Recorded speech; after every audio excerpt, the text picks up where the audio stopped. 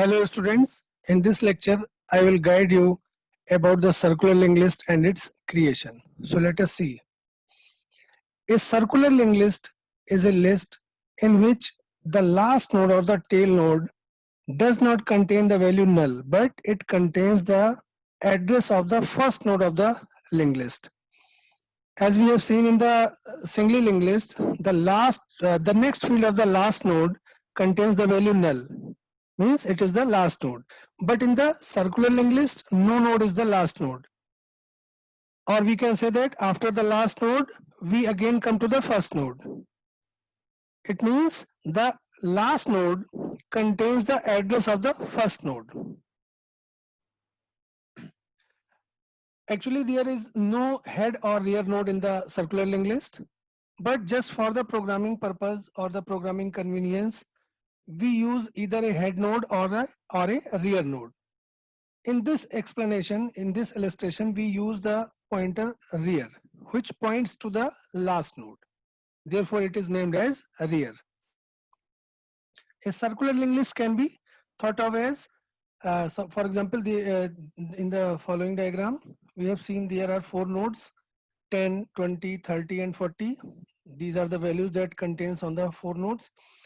And now the main thing is that the last node, means 40, its next field contains the address of the first node, means it is linked to the first node. It does not contain the value null. It is the memory diagram where you can see that the node which contains 10 have the address 200. Similarly, next node contains 300. Another node 30 contains the address 400.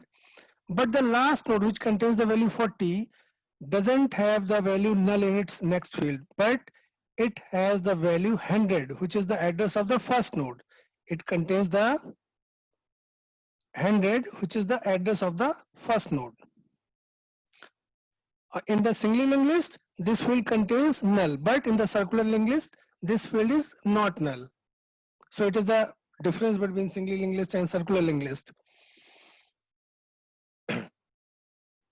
Initially, when there is no node, then our rear pointer points nowhere, means the value of the rear pointer is null.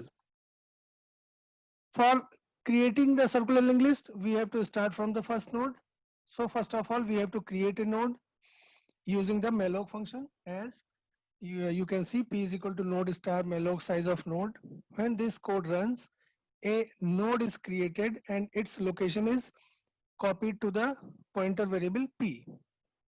Means here p is the pointer variable of type node, and structure of the node is similar to the previous structure of the nodes. As you know, type def struct node, it contains 2 fields, data, which is of integer type, and the next field, which is of pointer type, which contains the address of the another structure. So it is, this declaration is now also known as self-referential structure. Means every node contains 2 fields, one for data and another for address purpose. So we can write its code as rear equal to null.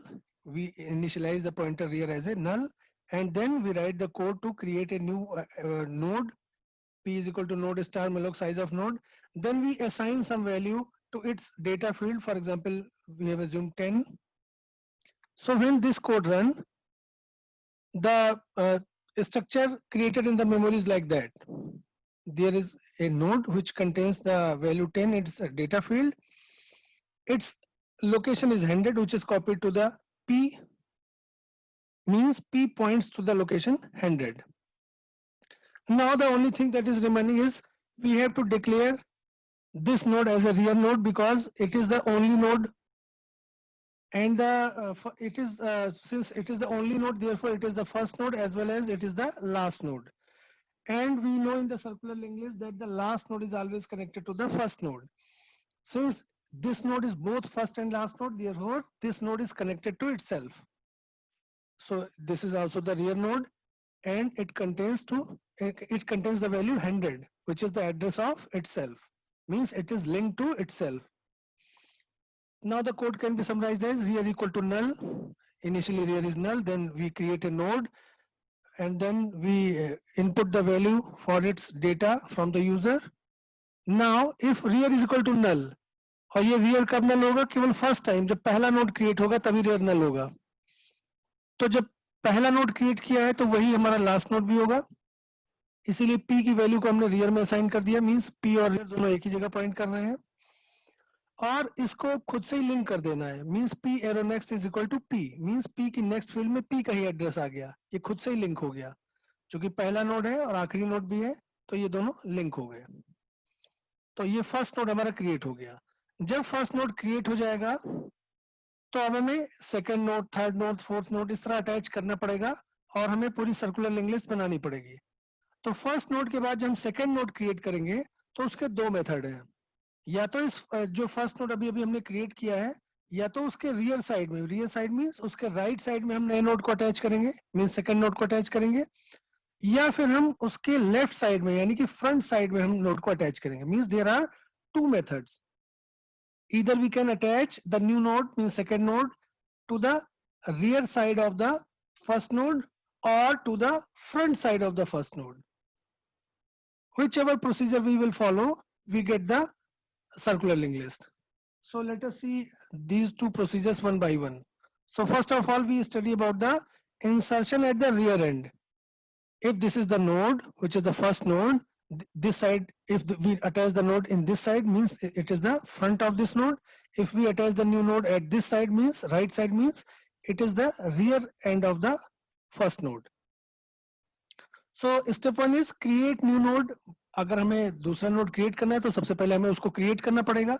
Create करने के लिए आपको मालूम है ये code लिखना ही पड़ेगा, जिससे कि एक नई लोकेशन रिजर्व हो जाएगी और वो लोकेशन p में ट्रांसफर हो जाएगी. फिर उसकी डेटा के लिए हमने यूजर से वैल्यू ले ली, हम खुद भी असाइन कर सकते थे. तो ये 3 लाइन एग्जीक्यूट होने के बाद मेमोरी में कुछ ऐसा चेंज आएगा. मींस एक लोकेशन रिजर्व हो जाएगी जिसका कुछ यूनिक एड्रेस होगा. अगर 100 इसका लिया था तो इसका हमने एज्यूम कर लिया 200 होगा. ये तो सिस्टम डिसाइड करेगा क्या एड्रेस होगा. मेमोरी मैनेजमेंट ऑपरेटिंग सिस्टम का रोल है. फिलहाल अपनी कन्वीनियंस के लिए हमने इसको 100, इसको 200 एज्यूम कर लिया है और उसकी वैल्यू कुछ भी एज्यूम कर ली. तो इसको 10 लिया था, हमने इसको 15 ले लिया. और चूंकि ये लोकेशन p में ट्रांसफर हुई है तो p यहां से मूव करके नई लोकेशन पे आ जाएगा. पहले आपने देखा था कि यहाँ पर p भी पॉइंट कर रहा था, यहाँ पर p भी था, लेकिन जैसे ही हमने ये लाइन लिखी p is equal to something, means p तुरंत मूव कर जाएगा नई लोकेशन पर. तो p यहाँ पर आ गया, ट्रांसफर हो गया. अब हमें इस नोड को रियर एंड पर अटैच कर देना है. रियर एंड पर मींस जहां आप एरो देख रहे हो यहाँ पर अटैच कर देना है.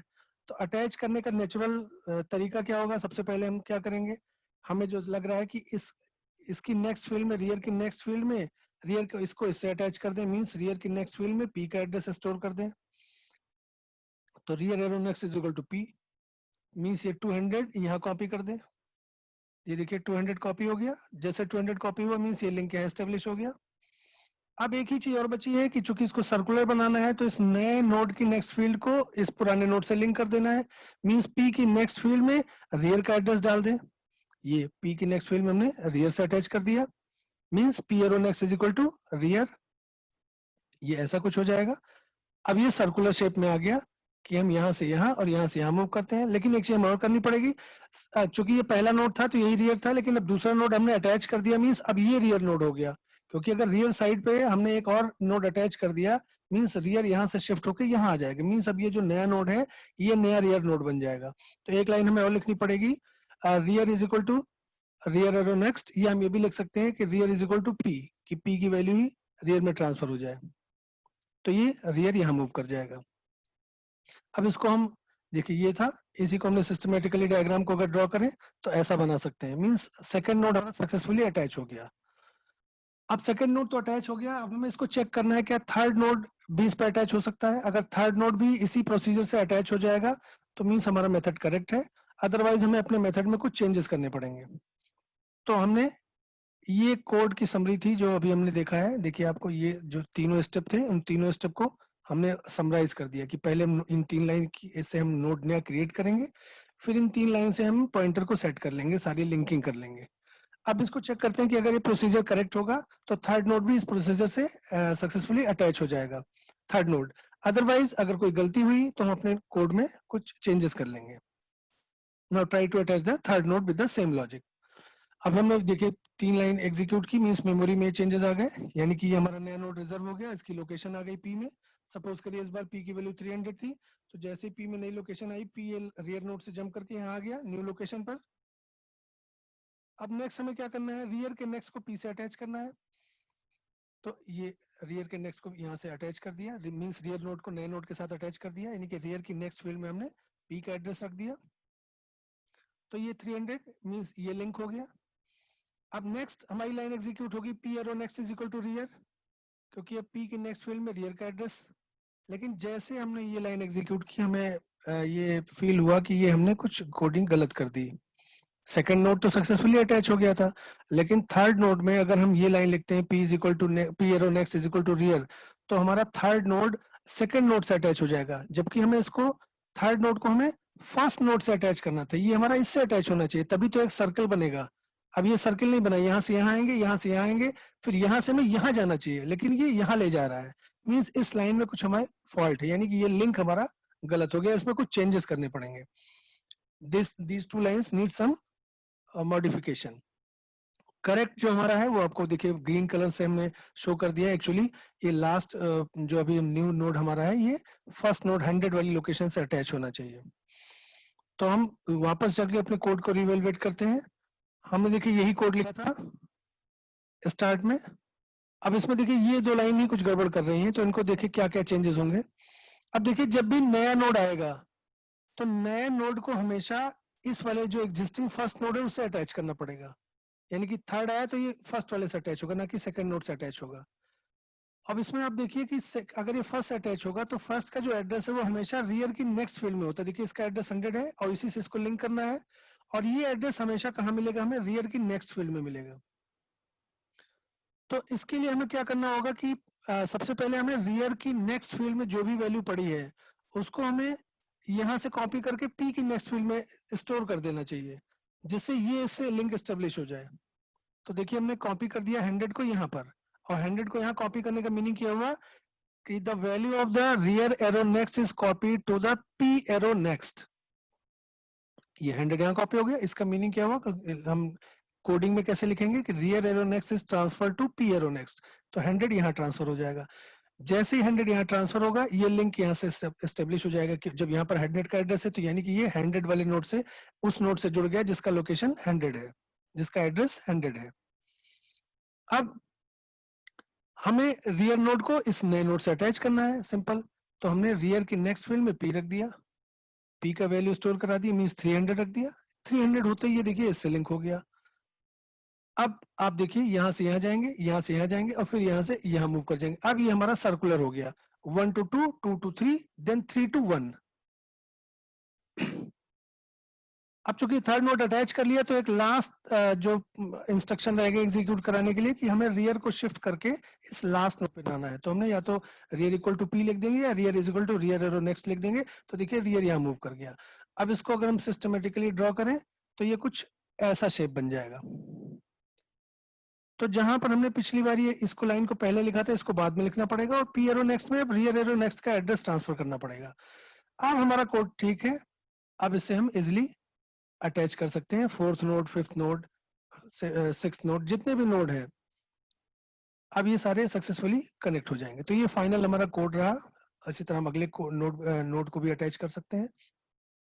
अब अगर हम अपने इस पूरी रियर साइड की स्टडी को अगर हम एक समराइज करें इस कोड को, तो रियर साइड में जो इंसर्शन हुआ है उसको कैसे लिखेंगे। ये इनिशियल में rear is equal to null, फिर हमने नया नोड क्रिएट किया, उसमें डेटा वैल्यू इंसर्ट की। फिर जब पहला नोड क्रिएट किया था, ये इफ वाला केस केवल पहले नोड के लिए चलेगा, बाकी सारे केसेस के लिए, means second node, third node, fourth node, बाकी सारे नोड के अटैचमेंट के लिए एल्स पार्ट रन होगा। क्योंकि रियर इक्वल टू नल केवल इनिशियली होगा फर्स्ट नोड के लिए, जैसे ही पहला नोड क्रिएट हो जाएगा फिर रियर की वैल्यू नल नहीं रह जाएगी। इसलिए देखिए यहाँ पे लिख भी दिया है मैंने, only when first node is created. ये केवल पहली बार के लिए चलेगा, मींस अगर n नोड बनाने हैं तो ये फर्स्ट टाइम ये रन होगा, और बाकी के n-1 टाइम्स ये एल्स पार्ट रन होगा। एल्स पार्ट के लिए भी आपने देखा ही है, ये सारी इंस्ट्रक्शन तीनों, जिसके थ्रू हम थर्ड नोड, फोर्थ नोड ये अटैच करेंगे, और ये फर्स्ट नोड कैसे क्रिएट करेंगे उसका प्रोसीजर है। तो ये कोड की समरी हो गई। जब प्रोग्रामिंग करेंगे तो इसको हम इफ एल्स में ऐसे करके यूज करके प्रोग्रामिंग कर लेंगे। अभी आपको आगे लिंक करके दिखाऊंगा मैं। अब बात करते हैं कि अगर यही सर्कुलर लिंक लिस्ट हमें क्रिएट करनी होती, लेकिन रियर साइड में अटैच करके नए नोड को हमेशा फ्रंट साइड में अटैच करके अगर हमें ये सर्कुलर लिंक लिस्ट क्रिएट करनी होती तो कैसे करते? प्रोसीजर लगभग वही रहेगा, क्योंकि हमें पहला नोड क्रिएट करना होगा, तो हमने नोड क्रिएट कर लिया, ये 3 लाइन लिख के हमें नोड क्रिएट हो जाता, हमें मालूम है। हमने नोड ये क्रिएट हो गया, उसमें वैल्यू भी ट्रांसफर हो गई, सेव हो गई। अब हमें इसको फ्रंट साइड में अटैच कर देना है, मीन्स ये जो नया नोड हमारा ये नोड है, इसको एग्जिस्टिंग यानी फर्स्ट नोड के फ्रंट साइड में अटैच करना है इस बार।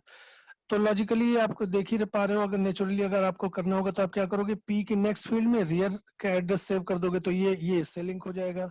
ये देखिए, तो ये क्या हो गया, p arrow next is equal to rear, means rear का एड्रेस पी के नेक्स्ट फील्ड में ट्रांसफर हो जाए, यानी 100 इसका एड्रेस था 100, वो यहाँ ट्रांसफर हुआ, 100 ट्रांसफर होते मीन्स इससे लिंक हो गया। और अब इसको सिंपली इससे और लिंक कर देना है, तो ये लिंक कर दिया। इसको लिंक करने का मीनिंग क्या हुआ कि रियर की नेक्स्ट फील्ड में अब हमें पी का एड्रेस सेव करना होगा। तो जैसे रियर की नेक्स्ट फील्ड में अभी जो 100 है यानी खुद से ही लिंक है, लेकिन अगर ये नया नोड आ गया तो अब इसको खुद से लिंक ना करके इसको नए वाले नोड से लिंक करना होगा, तभी तो ये सर्कल बनेगा, तभी ये सर्कुलर लिंक लिस्ट कहलाएगी। मींस इस बॉन्ड को ब्रेक करना है, इस लिंक को ब्रेक करना है, नया लिंक एस्टेब्लिश कर देना है नए नोड के साथ। तो ये कैसे होगा, rear arrow next is equal to p के साथ। तो ये एड्रेस चेंज हुआ, 200 यहाँ पर सेव हुआ, और 200 होते ही मींस ये लिंक इसके साथ जुड़ गया। जैसे देखिए 200, ये पहले यहाँ पर 100 था, 100 था मीन्स ये इससे लिंक था, ये अब हमें इसको इससे लिंक करना है, मीन्स यहाँ पर क्या सेव करना है, इसका एड्रेस पी का एड्रेस 2 है, 200 है, तो 200 यहाँ सेव किया। जैसे ही 200 सेव किया मीन्स ये लिंक साइमल्टेनियसली, ये लिंक जो है ब्रेक होगा और ये नया लिंक, नया बॉन्ड ऐड हो जाएगा। ये तो ये हमें लग रहा है कि हमारा नोड सेकंड अटैच हो गया। तो हमने जितना अभी तक सीखा उसकी कोड को समराइज कर लिया। अब वही पुरानी स्ट्रेटेजी हम थर्ड नोड को अटैच करके देखेंगे। अगर थर्ड नोड भी इसी लॉजिक से, ये जो लॉजिक हमने लिखा है इसी लॉजिक से अगर थर्ड नोड भी सक्सेसफुली अटैच हो गया तो इसको अप्रूव कर देंगे, अदरवाइज इसमें कुछ चेंजेस करेंगे। तो देखते हैं थर्ड नोड अटैच करके। तो ये पहली 3 लाइन लिखी, तो थर्ड नोड क्रिएट हो जाएगा। थर्ड नोड क्रिएट हो गया, उसमें वैल्यू भी आ गई, नई लोकेशन सपोज करिए 300 है। अब इसको हमें लिंक करना है एग्जिस्टिंग लिंक लिस्ट के साथ, एग्जिस्टिंग सर्कुलर लिंक लिस्ट के साथ। तो ये नेक्स्ट, अब नेक्स्ट लाइन एग्जीक्यूट होगी, P arrow next is equal to rear. तो पी के नेक्स्ट में रियर का एड्रेस, जैसे हमने ये लिंक स्टेब्लिश किया हमें महसूस हुआ कि हमने कुछ गलती कर दी, क्योंकि इस नोड को तो 200 वाली लोकेशन के साथ अटैच करना चाहिए था, जबकि ये जाके रियर नोड यानी 100 वाले नोड के लोकेशन के साथ अटैच हो गया। तो ये होना क्या चाहिए था, जो हमने ग्रीन कलर से करेक्ट लिंक दिखाया है, एक्चुअली ये इसके साथ अटैच होना चाहिए, लेकिन हम तो अपने पुराने लॉजिक के साथ जिसने हमें सेकंड नोड अटैच करके दिया था हमें लगा ठीक है, लेकिन वो लॉजिक अगर हम यूज करेंगे तो वो जाके रियर नोड से अटैच कर देगा, जो कि गलत है, यानी हम उसमें कुछ मॉडिफिकेशन करना पड़ेगा, इस लाइन में कुछ करेक्शन करना पड़ेगा। तो करेक्शन क्या करना पड़ेगा, हमने देखिए ये इसको हमेशा इस नोड से अटैच करना होगा, और इस नोड का एड्रेस मींस 200 हमेशा रियर की नेक्स्ट फील्ड में मिलेगा। मींस हमें यहाँ पर पी के नेक्स्ट में रियर ना स्टोर करके रियर के नेक्स्ट में जो वैल्यू पड़ी है 200, अगर उसको हम पी के नेक्स्ट में यहाँ स्टोर कर दें तो ये ऑटोमेटिक लिंक इसके साथ एस्टेब्लिश हो जाएगा।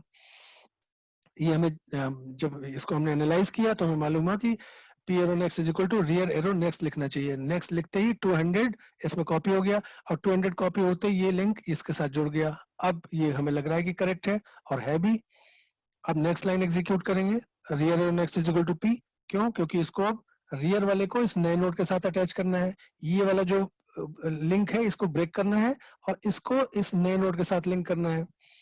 तो ये नए नोड के साथ कैसे लिंक होगा, मींस अगर ये 300 यहाँ पी रियर के नेक्स्ट में स्टोर कर दें तो ये लिंक हो जाएगा। तो rear next is equal to p जब एग्जीक्यूट होगा तो 200 किससे चेंज हो जाएगा, 300 से चेंज हो जाएगा, और जैसे ही 300 यहाँ पर वैल्यू अपडेट होगी ये लिंक यहाँ पर एस्टेब्लिश हो जाएगा। और अब देखिए सर्कुलर हो गया, new node then means third node, then second node, then first node, then after first node we again move to the third node, then second node, first third node, first node, first इसको अगर कह रहे हैं तो first node then third node then second node, first third second first third second, ये circle बन गया।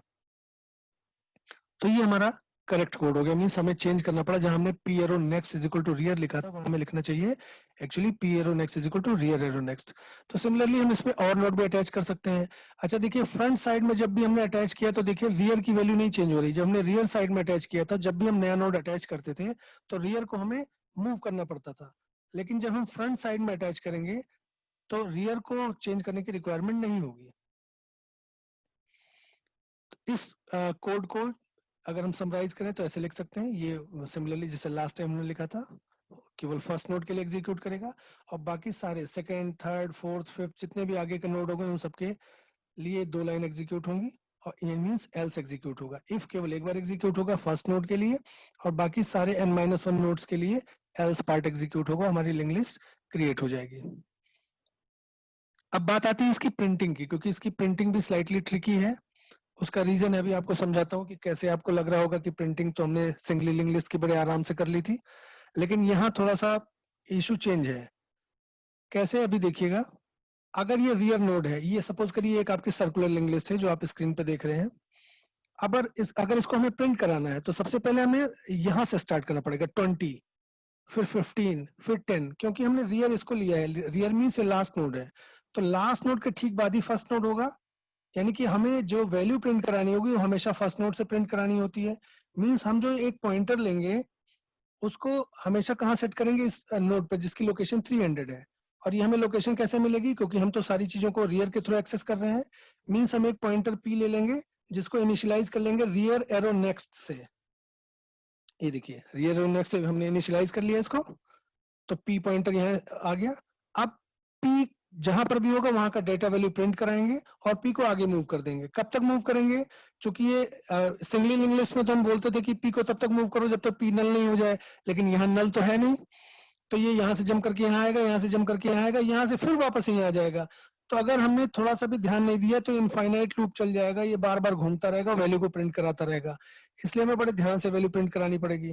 तो यहाँ पर स्ट्रेटेजी यही है कि पी को तब तक मूव कराना है जब तक वापस यही नोड ना आ जाए। जैसे हम यहाँ से चले थे 300 लोकेशन से, तो नेक्स्ट 200 लोकेशन, फिर नेक्स्ट 100 लोकेशन, जब वापस 300 लोकेशन आ जाए तो हमें अपनी प्रोसेसिंग स्टॉप कर देनी है। मींस ट्रेवर्सिंग या प्रिंटिंग जो भी एक्टिविटी है उसे स्टॉप कर देनी है। तो हमारा जो लॉजिक हुआ वो क्या हुआ कि move print the data of the node and move p until we reach to the node from where we have started। अब चूंकि हमने 300 से स्टार्ट किया है तो जब तक वापस 300 ना आ जाए तब तक हमें p को मूव करना है। जैसे वापस p की वैल्यू 300 होती तो हमें अपनी प्रोसेसिंग स्टॉप कर देनी। तो इसको कैसे लिख सकते हैं, p को हमने इनिशियलाइज कैसे किया था, रियर एरो नेक्स्ट से, मींस यहाँ से 300 से। अब while p is not equal to rear arrow next, अब जब तक p वापस घूम के रियर एरो नेक्स्ट नहीं आ जाता तब तक हमें क्या करना है, डेटा को प्रिंट कराना है और p को आगे मूव कर देना है। ये 2 लाइन आप समझ ही पा रहे होंगे। लेकिन अगर आप इसको गौर करोगे तो आपको लगेगा कि ये कंडीशन तो कभी फुलफिल नहीं होगी और ये एक भी नोड प्रिंट नहीं होगा। क्यों, रीजन क्या है इसका, देखिए हमने लिखा है this condition is always false. क्यों फॉल्स है, क्योंकि p की वैल्यू भी 300 है और रियर का नेक्स्ट जो है वो भी 300 है। 300 इज नॉट इक्वल टू 300, ये कंडीशन फॉल्स हो जाएगी। तो जब ये कंडीशन ही फॉल्स है तो ये डेटा कभी भी प्रिंट नहीं होगा। देखिए रीजन ये कि p की वैल्यू भी 300 है और रियर एरो नेक्स्ट की वैल्यू भी 300 है और and 300 is not equal to 300, this is the false condition. और जब व्हाइल लूप फॉल्स है तो मींस एक भी टास्क एग्जीक्यूट नहीं होगी। तो इसका हमें इसका रेमेडी क्या है कि हमें डू व्हाइल लूप अगर यूज कर लें तो हम इससे आसानी से प्रिंट कर सकते हैं। कि हमने p को वैसे ही इनिशियलाइज किया रियर एरो नेक्स्ट से, वो तो हमें करना ही पड़ेगा क्योंकि रियर मींस लास्ट पॉइंटर, हमें वैल्यू फर्स्ट नोड से प्रिंट करानी होती है हमेशा। तो हम एक पॉइंटर सेट करेंगे फर्स्ट नोड पे, मींस रियर एरो नेक्स्ट है, इसलिए p की वैल्यू क्या सेट कर ली, रियर एरो नेक्स्ट। तो p हमेशा यहाँ फर्स्ट नोड पे आ जाएगा। अब हमने व्हाइल की जगह डू व्हाइल लूप यूज किया। आपको व्हाइल और डू व्हाइल में एक डिफरेंस मालूम है कि while loop entry control loop है और do while loop exit control loop है। मींस अगर एक बार अगर डू व्हाइल लूप आपने यूज किया है तो कंडीशन फॉल्स भी होगी तो भी कम से कम एक बार आपका जो टास्क है वो एग्जीक्यूट हो जाएगी। उसी डिफरेंस का हमने बेनिफिट लिया है यहाँ पर, हमने डू व्हाइल लूप यूज किया। अब देखिए डू पी कहाँ पर है, यहाँ पर 300 पर, और डू में हमने कंडीशन डाल दी कि प्रिंट करो डेटा को, जहां पर भी पी है वहां का डेटा प्रिंट करो और पी को आगे मूव कर दो। तो देखिए 20 को प्रिंट करेगा और p is equal to p arrow next, means p next jump करके इस लोकेशन पे आ जाएगा 200 लोकेशन पर। फिर कंडीशन चेक होगी क्या 200 is not equal to 300, condition true होगी तो वापस ये डू में एंटर करेंगे और फिर यहाँ का डेटा p का डेटा, p की वैल्यू 200 है मींस 15 प्रिंट करेंगे और फिर p मूव होके यहाँ आ जाएगा नेक्स्ट लोकेशन 100 पर। फिर चेक करेंगे क्या p की वैल्यू मींस 100 और रियर एरो नेक्स्ट तो फिक्स है 300, 100 is not equal to 300, condition वापस ट्रू होगी और फिर डू में एंटर कर जाएंगे और एक पी एरो डेटा प्रिंट करेंगे, मीन्स यहाँ का पी अभी यहाँ पर था 100 लोकेशन पे, तो ये 10 को भी प्रिंट कर देगा और उसके बाद पी को मूव कर देगा नेक्स्ट लोकेशन पे, मीन्स वापस पी की वैल्यू 300 हो जाएगी। अब जब ये व्हाइल कंडीशन चेक होगी तो 300 इज नॉट इक्वल टू 300 और अब ये वापस प्रिंटिंग नहीं होगी, होनी भी नहीं चाहिए क्योंकि हमने 20 भी प्रिंट करा लिया है, 15 भी प्रिंट करा लिया और इस 10 को भी प्रिंट करा लिया है, मीन्स जितने नोड थे सबका डेटा हमने प्रिंट करा लिया है। तो ये देखा आपने, व्हाइल लूप हमारी यहाँ पर हेल्प नहीं कर पा रहा था, लेकिन डू व्हाइल लूप से हमने यहाँ पर अपने डेटा को सर्कुलर लिंक लिस्ट में प्रिंट करा लिया। अब आपको हम कनेक्ट करके दिखाते हैं प्रोग्राम।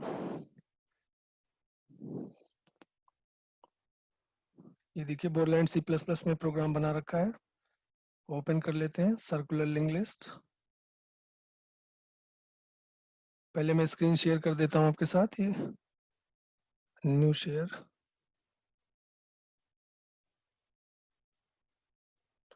ये देखिए सर्कुलर लिंक लिस्ट का प्रोग्राम है, ओके। ये हमने स्ट्रक्चर डिक्लेयर किया है जो नोड का स्ट्रक्चर है, टाइप ऑफ स्ट्रक्ट नोड। दो फील्ड आ गई, मेन फंक्शन में आ गए हम। मेन फंक्शन में देखिए रियर को हमने इनिशियलाइज कर लिया था नल वैल्यू से। फिर कितने नोड क्रिएट करने हमने यूजर से पूछ लिया, enter the number of nodes.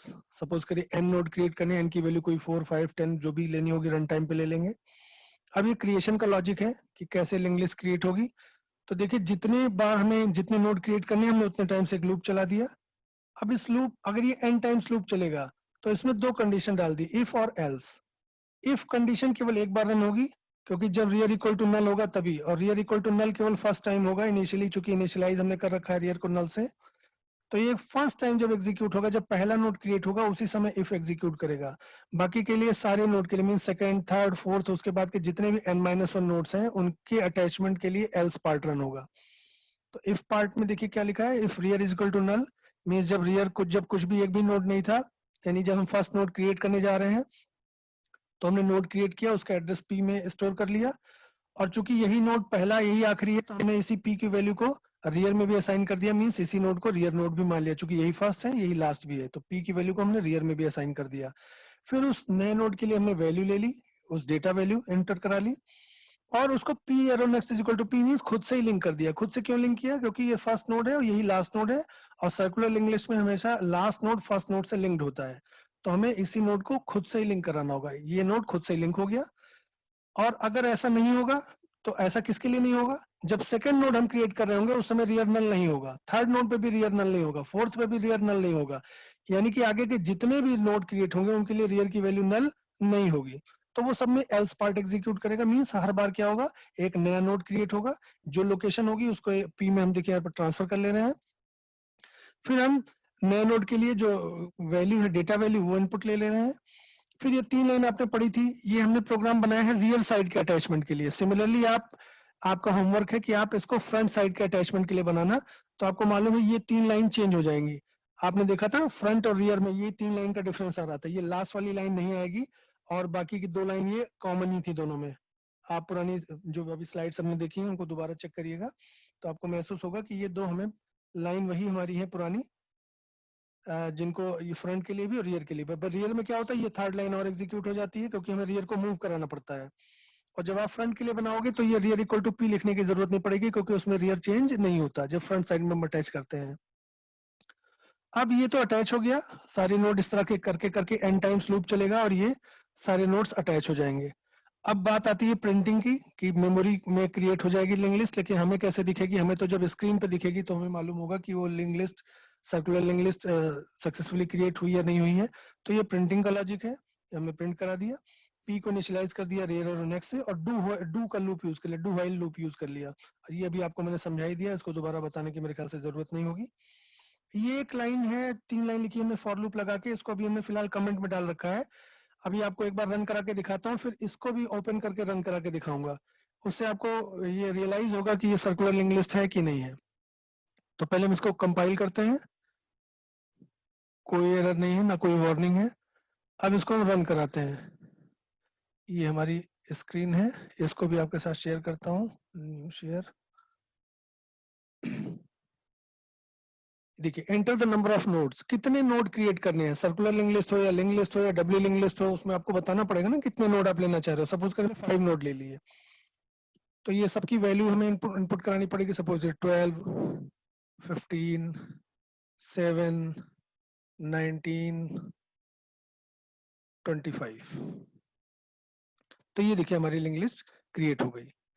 अब यहाँ से आपको ये क्लियर नहीं हो रहा है कि ये सर्कुलर है या सिंगली लिंक लिस्ट है, तो ये रियलाइज कराने के लिए मैंने वो जो अभी एक कमेंटेड कोड लिखा था उसको आपको उससे भी दिखा रहा हूँ। तो ये देखिए ये प्रूफ है इस बात का कि हमारी सर्कुलर लिंक लिस्ट क्रिएट हो गई। अब इसको मैं आपको वापस अपने प्रोग्राम स्क्रीन पे ले चलता हूँ। अब देखिए इसमें हम चेंजेस करते हैं।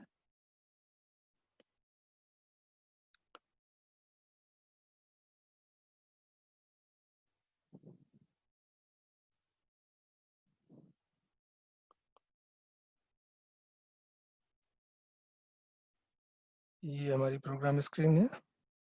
अब इसमें देखिए आपको ये एहसास दिलाने के लिए कि ये सर्कुलर है या नहीं। अगर लिस्ट सर्कुलर होगी तो आपको भी मालूम है कि लास्ट नोड के बाद वापस, अगर जैसे मान लीजिए हमारे 5 नोड्स हैं और हम उसको एक कोई लूप चला दें 10 टाइम्स, तो आपको मालूम है कि अगर 1 2 3 4 5 वैल्यू स्टोर है तो 1 2 3 4 5 5 के बाद फिर वापस 1 2 3 4 5 वैल्यू प्रिंट हो जाएंगी। तो इसीलिए हमने जानबूझ के एक लूप लगा दिया है जो कि 10 टाइम्स लिया है। और इसको थोड़ी देर के लिए हम कमेंट में डाल देते हैं।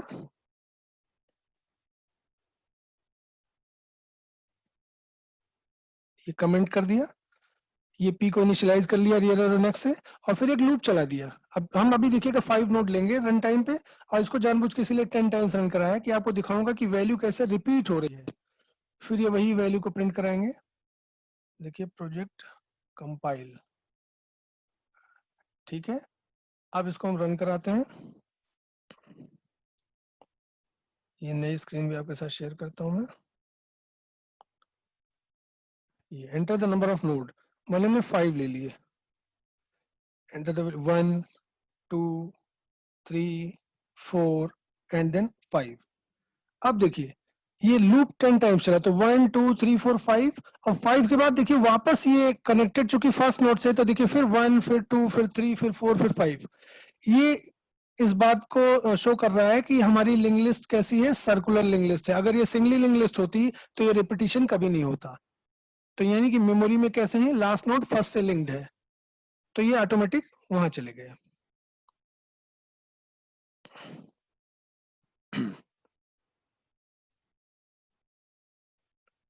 अब आपको मैं वापस इंग्लिश पे ले चल रहा हूँ।